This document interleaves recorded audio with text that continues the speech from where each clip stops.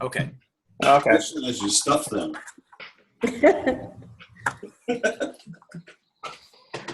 Okay, welcome back. This is Bruce. I don't know if I've had a chance to meet everybody or not. Has anybody in the audience not, have I not, how do I want to say this? Is this the first time I am speaking to anyone in the audience? Let me know. Mike Morris, Gail Tarson from Clovis Club. We've met you before. It's good to see you again. But as far as Rotary Leadership Institute and our online training, is this the first time? Work with me? No, we were in your RGA Class 1 during district conference here in Clovis.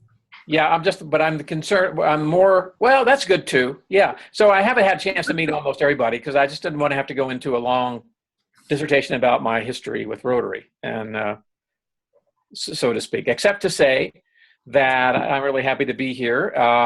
And my credentials, so to speak, for being here was, when we first started Rotary Leadership Institute, or President-elect Bobby Wallace asked me if I would set this up. We started in 2011. Jeff was one of my very first people I went to and said, would you like to be a facilitator? Excuse me. And so that's how we got started. And so I did that for 3 years, and at the same time, I was the membership chair for the district as well. So a little background on me. I've been a Rotarian now for 15 or 18 years, depending on how you count. Because I was an honorary Rotarian for 3 years before I became an active Rotarian. So, and I'll explain that to you at another time. We are now, and the next question I have for you, does everybody have a copy of Building a Stronger Club, which is our actually last lesson before we get to making a difference? Does everybody have a paper copy of that? Because we're going to be doing an exercise in which you get to scribble all over it. We've got it. Okay, good. All right. So what I'm going to do then, do I have, am I in charge now, Jeff? Am I in control? You can share your screen at any time, Bruce. Okay, that's what I'll do. I'm going to share my screen with you and bring up, that's a little big. Okay, and I should have gone there already, so excuse me while there we are. Oh, I practiced that for an hour. So let's start at the top of this page, and this last one kind of brings a lot of things together here. And you'll see in a minute what I'm talking about.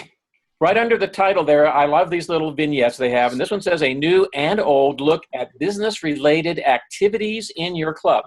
Just that sentence alone, what does that tell you about what is the overall topic that we're going to be talking about today? What would the classification, if you will, of this talk? If we're talking about business-related activities, that relates to what in Rotary? One of Rotary's avenues of service. Anybody? Don't forget to unmute yourself. Would it be service projects? Could be, but I'm looking for something. I'm looking now for one of the avenues of service. Vocation? Vocation. Who said that? Is that you, Gail? Leo. Yeah, I'd like to very do good. that, but no. Okay, so this lesson would fall under the general heading of vocation. However, as you will see as we go along, it also has relationship to membership, both retention primarily and also recruiting. So let's look at the session goals. There we go. We're going to discuss what Rotary clubs represent. Discuss what Rotary clubs represent to their target audience in business-related activities. We're going to be talking about the target audience very shortly. Then another goal for this lesson is for you to explore how the promise of business-related vocational activities affect the attraction and engagement of the club's target audience. And then finally, we're going to examine how clubs can offer real value to their members through networking and other vocational services. Whoa, networking. We have now come full circle, if you will, in Rotary. Can anybody tell me, in your club, do you do a vocational minute? In the Taos Club. Taos does? Great. Okay. Anybody else? Clovis, we do it, but we don't do it on a consistent, regular basis. It's more of we use it as a filler. Mm-hmm. Okay. At Del Sol, where Jeff and I come from, we used to do a vocational minute. I would say probably 10, 12 years ago. And it kind of went by the wayside. But now there are so many other opportunities. But what I wanted to point out was the vocational minute used to be the only approved, if you will, method of being able to talk about your business at a Rotary Club meeting. Because if you talked about your business in anything else except a vocational minute, what happened? What would happen to you? You get fined. You get fined, yeah, because you're not supposed to do that. For years and years and years, decades, millennia, if you will, going back to the beginning, to the cave times, 1905, we were told that the idea was people don't really need to know who we are. We don't want to stand out and be, and thrust ourselves in front of the public. We just want to do good things. And we're going to stay in the background. Well, that has changed. And for a number of reasons. But one of them is recruiting. People don't know who we are. As evidenced by, just after I came on, someone was saying that, they met someone, they said, "What's Rotary?" They had no idea. So Rotary's trying to change that. And one of the things that they're going to, and they're also trying to attract, as far as membership, what kind of members are they looking for now? Besides good Rotarians, but in terms of, if you're going to Younger. Right. And what do younger people need in their businesses? They need to Network. Right? They want to have the opportunity to do what? Network. Absolutely. And Rotary is making that possible now. So we've done a complete 180-degree turn here in terms of providing the opportunity at a Rotary Club and their meetings to be able to talk about what we do. So let's talk about this first topic here.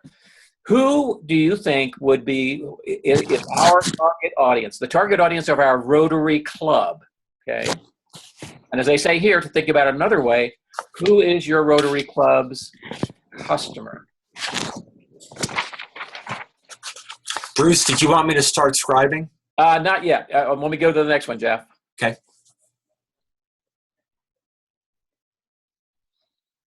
Who are our customers? The club's customers.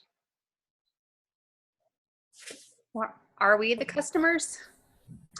Are we? What does we mean? Like Rotarians? The members? The members, yeah. Yeah, okay. That's very good. Absolutely. But are members, our current members, the only customers of our club? The only target audience that we're interested in?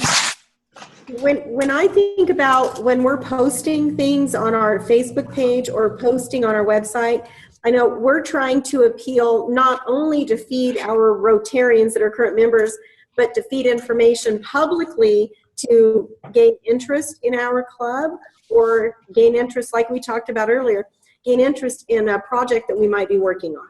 Okay. And thanks, Gail. And what is the byproduct of that? Hopefully, if you get the word out, to outside of your club, you may attract what? New members. New members. Absolutely. Prospective members. So our target audience then are the customers of the club, and I'm very happy to see that you guys focused on this right away, because sometimes people say, well, is it the charities that we support?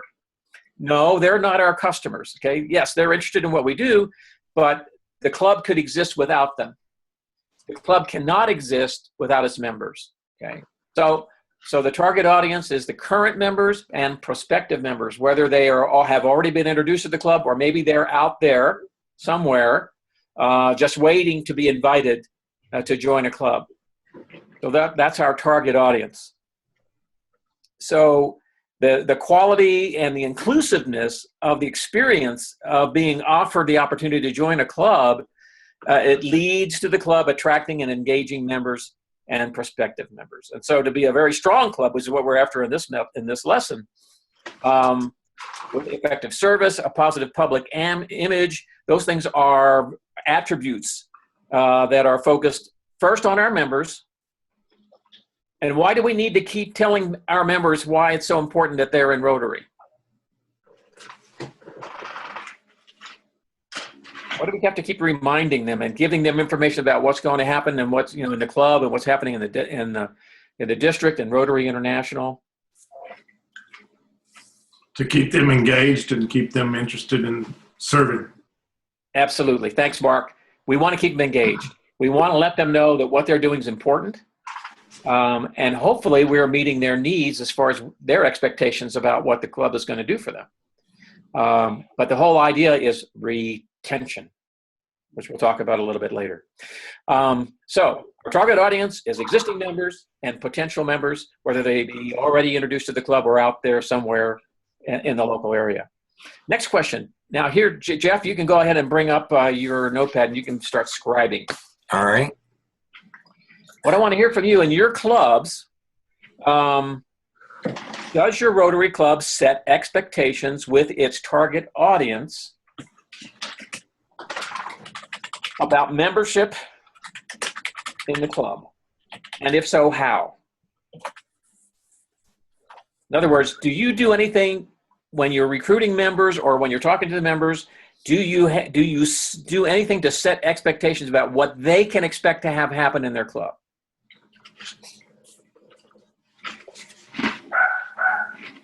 Bruce, a couple of years before I joined, they did try to balance the various vocational aspects from the community, banking, lawyers, education, etc. But I've understood in the last years they've put a little lax, that's become a little more lax because attracting members has become a little bit more than the diversity balancing aspect kind of it. Okay.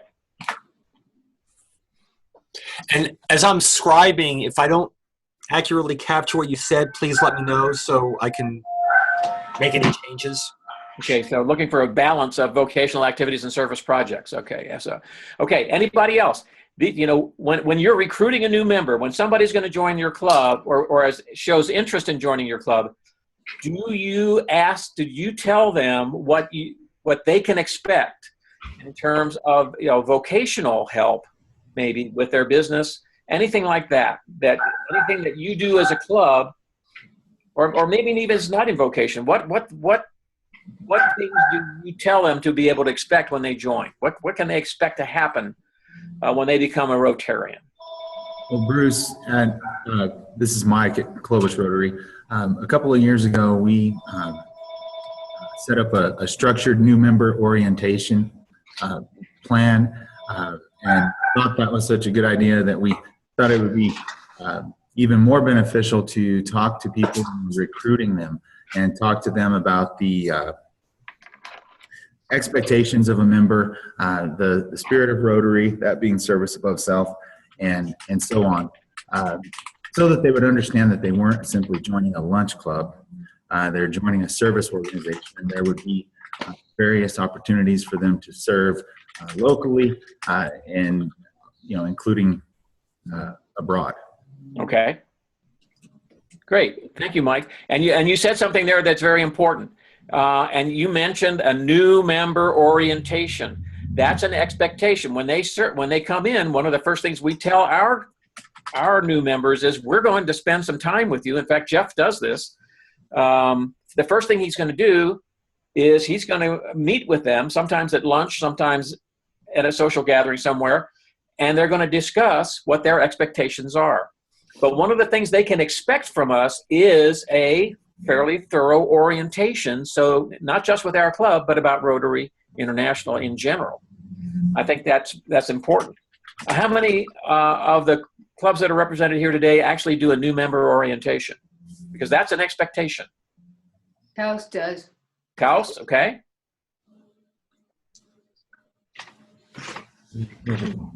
Clovis does. Okay, super. Are there any clubs that don't do an orientation? Do you have something else that you do in place of that? Pops does not, but they will. Ah, very good. Yep. Yeah. You get that, Mark? Has one, I've but already written it down. I'm already on it. I'll tell you the story. I was, since I retired from the Air Force in 2000, I've been a trainer. And I do training for the U.S. government, both the Department of Energy and the Department of State. And for the State Department, I travel overseas.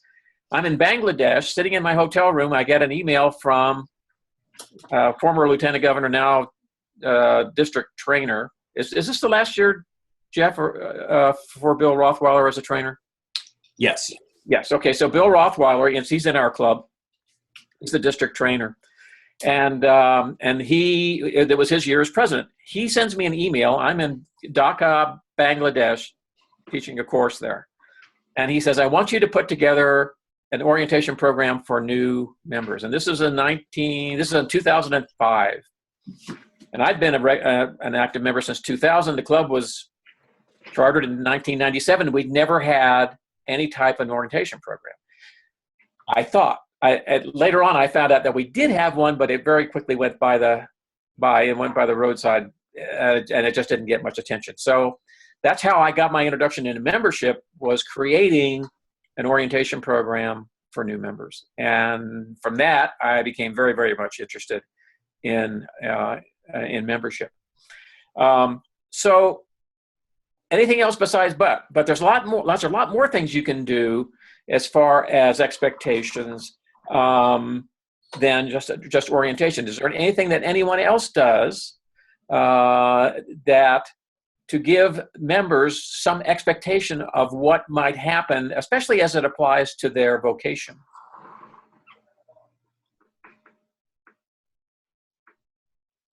Anybody been a vocational chair? Vocational committee chair?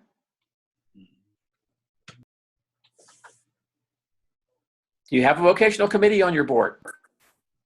Chairperson? We do not here in Clovis. Taos Okay. does not either. I was also a vocational chair for our club. That was the first job I had. And it really consisted of only two things. We have twice a year, we have an opportunity to go and have a Rotary meeting. We call it a retro meeting, where we go and we take 5 members from our club. We split the club up, and everybody goes to their place of business for breakfast, because we're a breakfast club. And they get to see how the business runs. Okay, I throw back to the old days when it actually was, the Rotarians actually went from one business to another. So that's about the only thing that I ever did as the vocational chair, though, except to recognize when some of our members were recognized in their particular vocational community. Let's say they get a national award. Don Chalmers, for example, was a member of our club before he passed away. And his auto dealership was recognized by the Ford Motor Company as the top dealership in the country one year. And I made sure that was publicized, and everybody knew it. And I think we actually sent that information to the newspaper as well, although they picked up on it anyway. So there's some other things that you can do. There's a lot of things you can do expectation-wise to try and get people involved, knowing that there's going to be an opportunity for them to maybe showcase their business or other vocational opportunities. We're going to talk about those here in a little bit.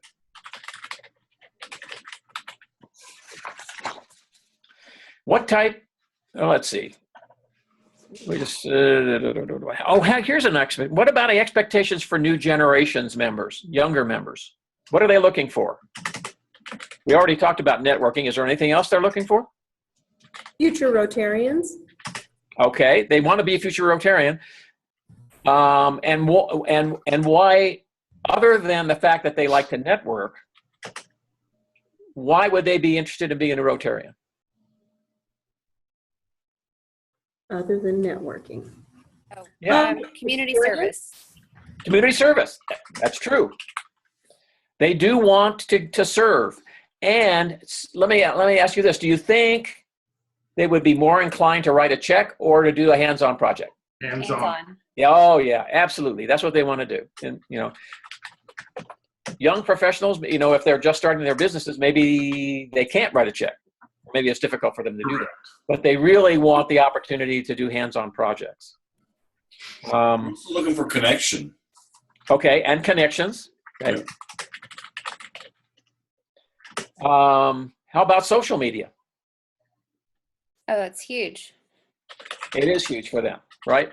They're connected. I think that's what we're getting at. They're very much connected in social media. So what does that tell us as Rotary clubs? What do we need to be doing? Be on social media. Absolutely. Are all of you pretty much on social media now? Is there anyone who is not on any type of social media yet? Everybody's doing that? Yeah. Okay, Gail, what kind of social media is your club using up there, Clovis, over there? Well, we do a lot of regular postings on our social media. We're posting our programs with our student Rotarians. We post the programs of just whatever our general presentations are. Different articles, if there's something going on in the community that is specific to anything related to Rotary, we're using the social media to promote. Okay, super. Are you talking about like what types? Like, are you talking about like Yeah, Facebook? what types of social media? Well, right now, Hobbs is only on Facebook. Okay, But that's a good start. we do have plans to create a Twitter page, but we just need some more new generations to kind of handle that for us. Okay. Bruce, can I interject just for a second? You may. So I was going to mention this in the previous session. It was just kind of weird the way this worked out. But what's great about Twitter is that you can set it up so that it automatically copies over what you post in Facebook. Right. So Yeah. our club has a Twitter page. We have never posted anything on it other than what was copied over from Facebook. And we now have, I think, 800 followers. It's ungodly. Yeah. It's like we're looking at it's like and a lot of them are other Rotary clubs or people that are interested in Rotary. But we got all these Twitter followers just by setting up the technology so that it automatically copies over. Does anyone have a Rotary Instagram page? I know that Instagram is really big with new generations, but We do not have an Instagram page. No. What's the difference between Facebook and Instagram? Instagram is photos only. Oh, Yeah. photos only. Okay. Jeff, are you guys using Buffer to set up your Facebook and Twitter feed? We are not, although we have a gentleman now in our club who's an expert, and he may make some changes. Gotcha. But not at this point. Yeah. That's right. In fact, it's too bad that I didn't get a chance to sit in on the last on any of the membership lessons that we did. But where was I going with this? I think my train of thought just left the station. But that's okay. This happened. Oh well. So, how does the promise of a specific or general vocational service activity or benefit attract or engage the club's target audience of prospective and existing members? In other words, if you do have some type of an expectation that is published and saying, this is what you can expect being a member of our club. We're going to do this, and we're going to, so forth. How does that promise attract or engage the target audience? Does that help, do you think, especially the younger members?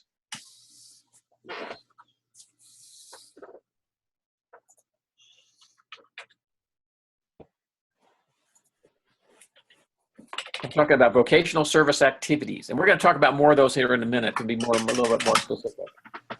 Yeah, one of the things we've done is what we called Rotary on the Road, where the whole club went to somebody else's business to check out what they do and how they do it, maybe tour the business or whatever. And it gets people who might never, ever step foot inside that business the opportunity to go and visit and find out something different.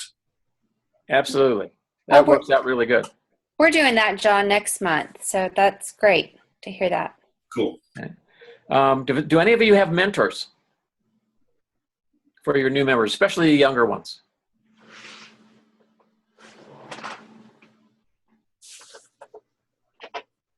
No? Our club is getting back to that. In fact, that's one of the things that that Jeff is doing for our club. I started it, but it sort of fell by the wayside over the years. But you know, mentors, especially mentors that are in businesses that are related to the people that are being mentored, can be very useful. And what I want to do is, Jeff, can I go back to share screen again? Yeah, you can just take it back.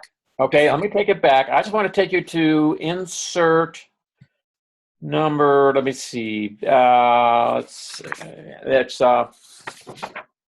building a stronger club number 3. If you'll look at that, I'm going to try and bring it up here. Oh, it says I can't start the share while you are sharing. All right. Okay, there we go. Okay. So let's go to that. We're going to talk about BCS1 here in a little bit. Okay, so here is insert BCS3, vocational service ideas. I just want to let you know this is here.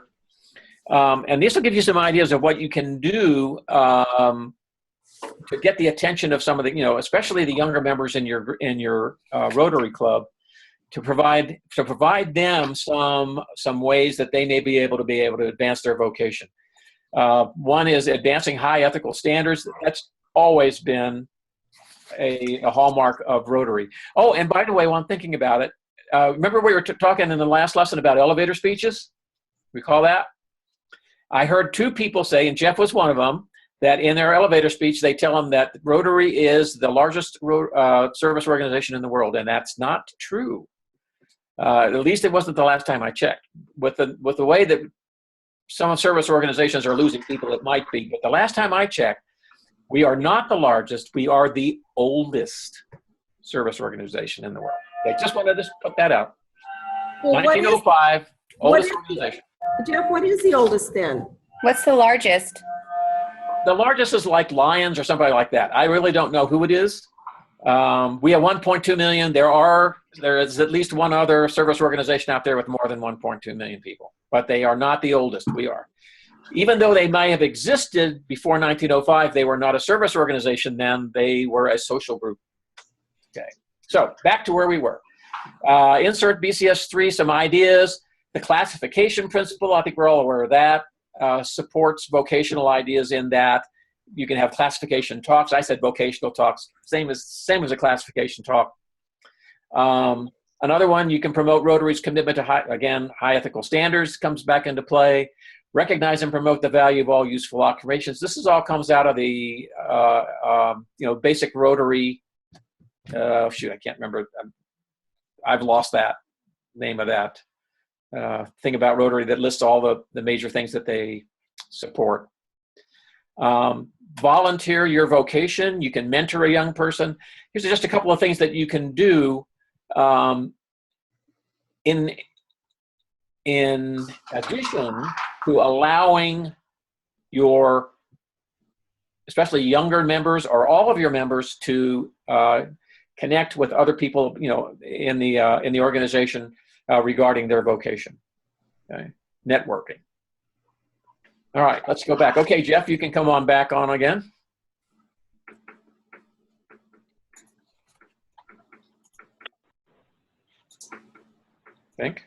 Okay, there we go. So, well, I'll tell you what. I'm sorry, Jeff, I got a little bit ahead of myself. Let me have that back. Let me give control back again.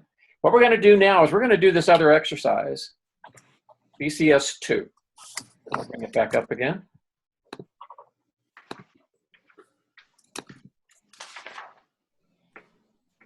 Oops, went too far. There we go.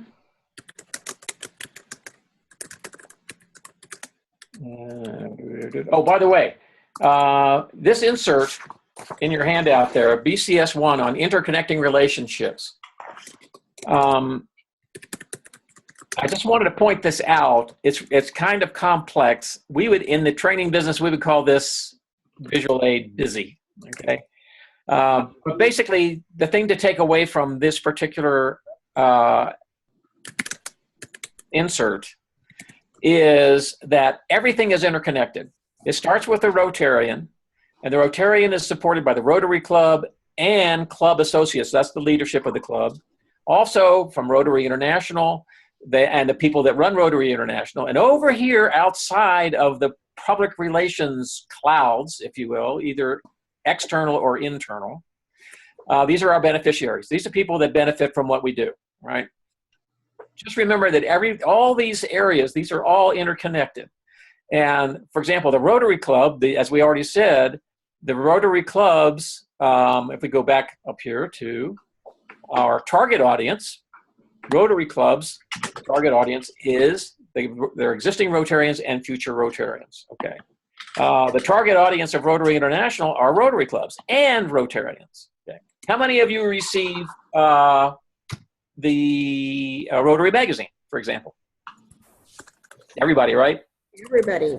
Yeah, everybody does. Okay, that is a method of informing your constituents, or in this case, your target audience, about what's happening at Rotary International.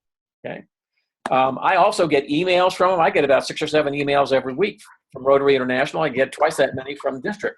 But that's because I'm on the district staff as an assistant governor. So, but I get plenty of information all the time telling me what's going on and keeping me informed about what's happening at the different levels, district, zone, all the way up to Rotary International. So I think the most important little piece of information on this particular handout is down here in the right-hand corner. It says there must be complete understanding and alignment in Rotary's distinctive position, which is what they're trying now to tell the world. Is, the complete opposite of what we used to be. We were just going to sit back, do good things, and weren't going to tell anybody. Now we want people to know what Rotary is all about. And our distinctive position in the world and what we do in service is what they're trying to get out to the world. So there must be complete understanding about the alignment of that between the target audience's perception and the internal reality. We want those things to match up.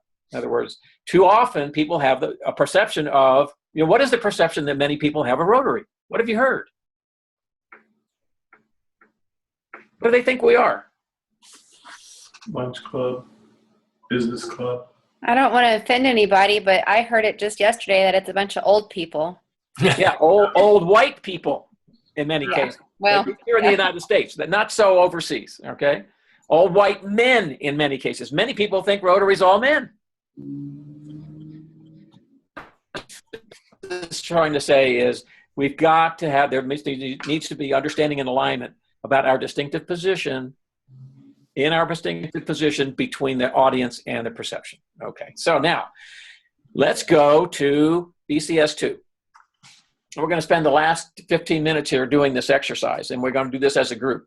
So what we're going to do first is we're going to go down and we're going to look at each one of these specific vocational service activities, and then later we're going to find out how many of these things you guys actually do. One is scheduled networking event mixer. Anybody ever done anything like that? Where you actually schedule a meeting where you bring in people so they can network? I don't know if I would call it that. Yeah, maybe, yeah. Yeah, we kind of did that last year, didn't we? Yeah. Very good. Okay. Next year to try that. Have you done it more than once? No, that was our first time, and we're actually meeting next week to plan the next one. Yeah, it went pretty well. All right. Yep. Now here's one you may have done. A business minute or a vocational minute or a classification talk. Business minute during a club program. This is a little bit different. A business minute gives you the opportunity to get up and talk about what's happening in your business right now, or especially if you have something new that's happening you want people to know about. We don't necessarily have a formal business minute program, but people use, at the end of our meetings, we do announcements, and people tend to use that last few minutes of announcements to promote different things that are going on with their businesses or organizations. All right. How many of your clubs have a new generation committee? Ours does. Taos does. Yay. Okay. Yay. We have a new generation's chair. Okay. Cool. Is there a committee working with that person? No, she does Not it all. Okay. All right. That's a good start. We only had a chair forever up until this year, and now we have a committee. So don't give up. Oh, absolutely. Yeah. Absolutely. Don't give up. We're on our second try now to get a satellite going, and with not only new generations, youth, more, but also gender. We're looking for more women in our club. How about a regular new generations led and planned service activity? Anybody doing that?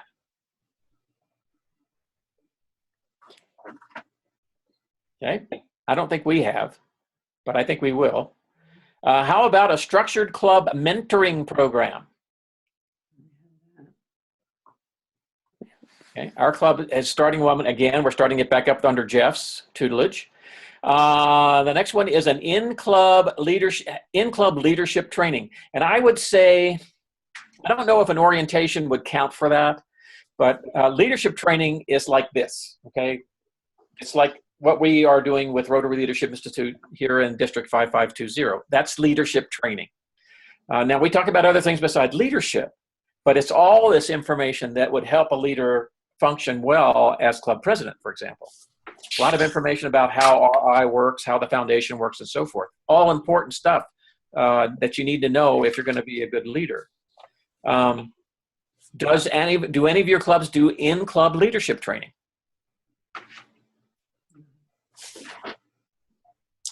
I'm seeing a lot of, I'm not hearing much. Okay. Next one. Sponsors. Okay. Does your club sponsor, this is kind of written weird, sponsors at RLI. Okay. So the Rotary Leadership Institute, our club pays the tuition for members to attend when they go in person. Ours does too. Not necessarily necessary for the online course, but because Jeff, there's no tuition for this course, is there? Definitely not this year because it was a pilot. We'll see about next year. Yeah. And if we do, I expect it's going to be much less than it would be for a live. No, we're going to hose people. Oh, we are. Just kidding. That's what it'll either be no fee or it'll be minimal because basically the fees are just to cover expenses. Okay. So, one of the ways that you can get your leaders and future leaders training is to send them to the Rio Grande Academy for RLI. Okay, that's what we're saying here. Our club has already gotten about, I think, 15, maybe 10 or 15 members through RLI. And in 4 or 5 of our members are instructors. The last one is New Generations led career day in schools for youth. Anybody participate in a career day at any of the local high schools? We used to, but we haven't done it in many years. That's a good idea. Great idea. Oh, absolutely. And we did it in the school that we actually had a youth exchange student in. But when we don't have a youth exchange student in that particular school, it's dormant. Nothing happens there. Can anybody think of any other specific vocational service activities that they do that are not listed here?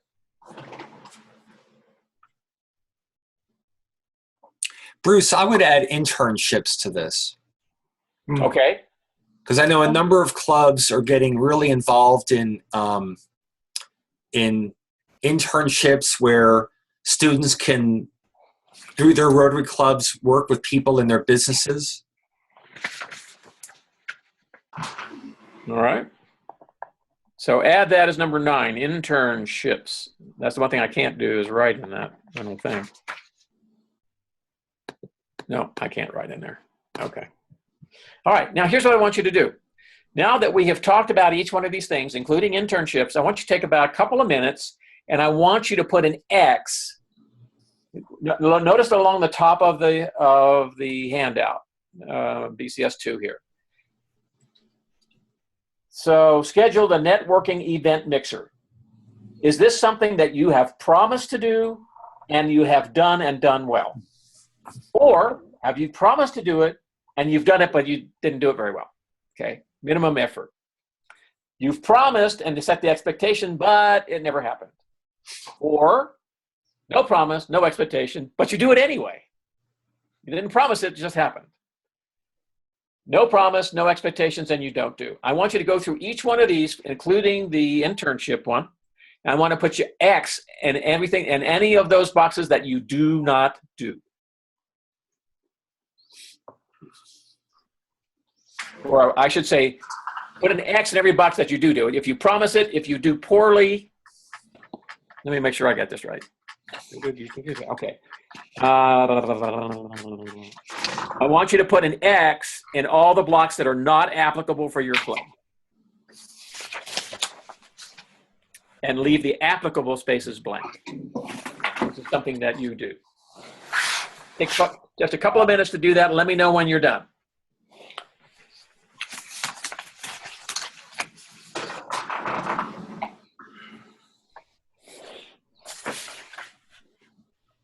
Mark, I'll do them for us. I'll let you. Yeah, and if you got more than people want, yeah, if you want to kibitz, be my guest. Just go ahead. If you're the same club.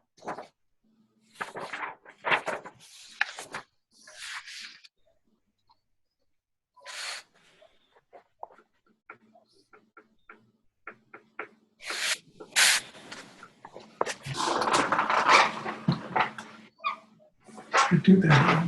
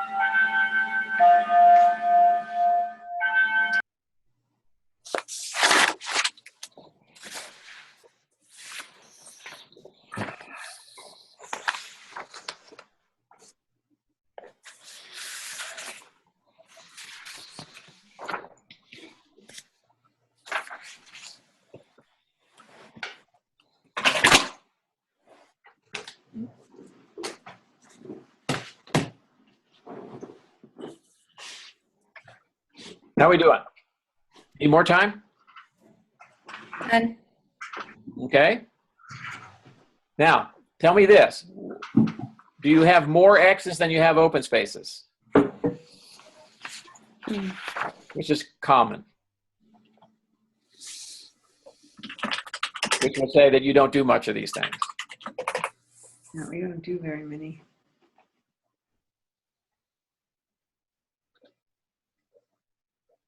When you look at your chart, what is it telling you? ours is about 50-50. Really? That's pretty good. And is it promise, do, and do well, or there are some in there that maybe not so good? There's actually 3 on the promise, do, and do well. And then there's 3 on the other end of the spectrum, and then there's just 2 in the middle. Okay. So I was kind of surprised by that once I did that. Right. Anybody else want to share?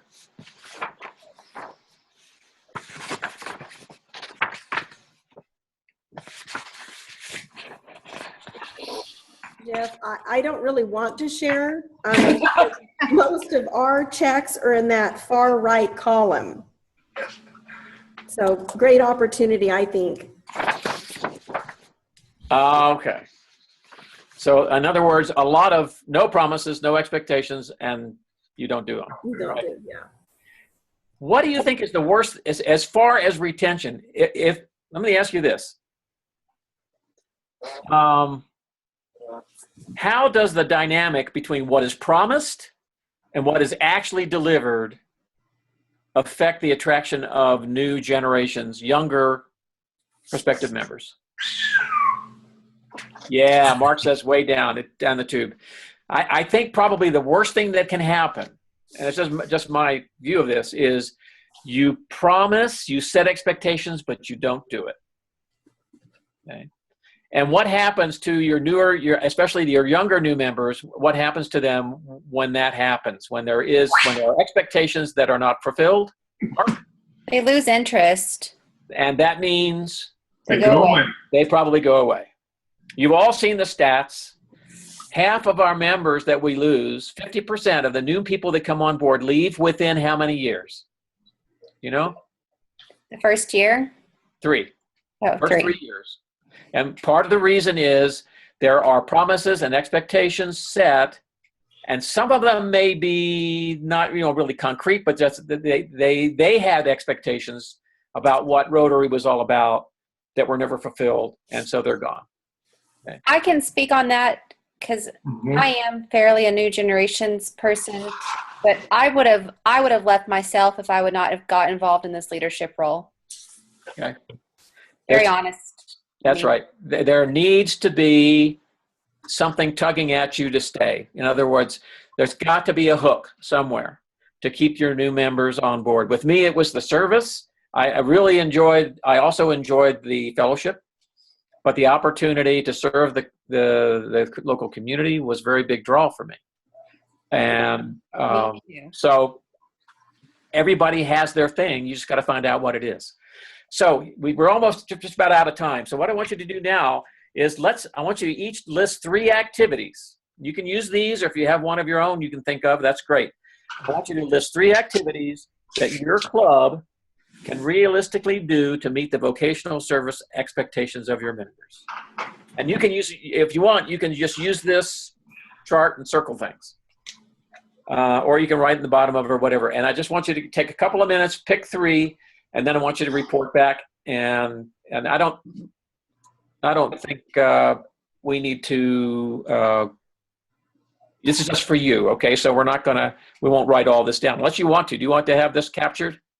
In which case, I'll have. We don't have the time, Bruce. Okay, all right. So we're out of time. So let's go ahead and do the 3, and then let us know. And I take a couple of volunteers to let us know which 3 you picked.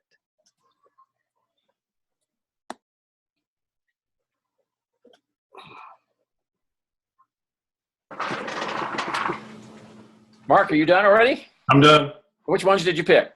Mentorship, business meeting minute, and career day. Okay. Anyone else like to share? I selected business minute during club program, regular new generations led and planned service activity, and in-club leadership training. Excellent. Okay. Yeah, Bruce, in Clovis, I don't think Gail and I are in complete agreement, but we selected New Generations Committee, regular New Generation led and planned service activity, and then scheduled networking event mixer.